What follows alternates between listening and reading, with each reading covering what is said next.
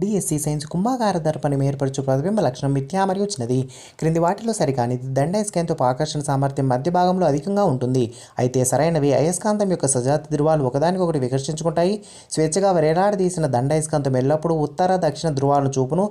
సైజాయస్కాంతాలు మెగ్నీషియాలో కనుగొన్నారు. ఒక వస్తువుపై పనిచేసే పీడనం మరియు స్పర్శతల వైశాల్యాలు విలోమానుపాతంలో ఉంటాయి. క్రింది వాక్యాన్ని చదివి వాటి సరైనదాన్ని ఎంచుకోండి. గది ఉష్ణోగ్రత వద్ద కలప తనంతట తానుగా మండదు.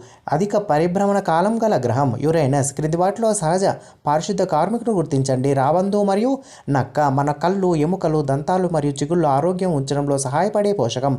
విటమిన్లు, కవాటాలు కలిగిన నాళాలు, సిరలు మరియు లింఫ్ నాళాలు. పోరాట లేదా పలాయన హార్మోన్గా పిలువబడే హార్మోన్ అడ్రినలిన్. 1972లో చిప్కో ఎంతో ప్రాచుర్యం పొందింది. హిందీలో చిప్కో అనగా హత్తుకోవడం. పలుషులో గాలికుంట వ్యాధిని కలిగించే సూక్ష్మజీవి. వైరస్. మన ప్రపంచ వార్తలను, సమాచారాన్ని ప్రింట్ రూపంలో దీనిలో పంచవచ్చు. వార్తాపత్రిక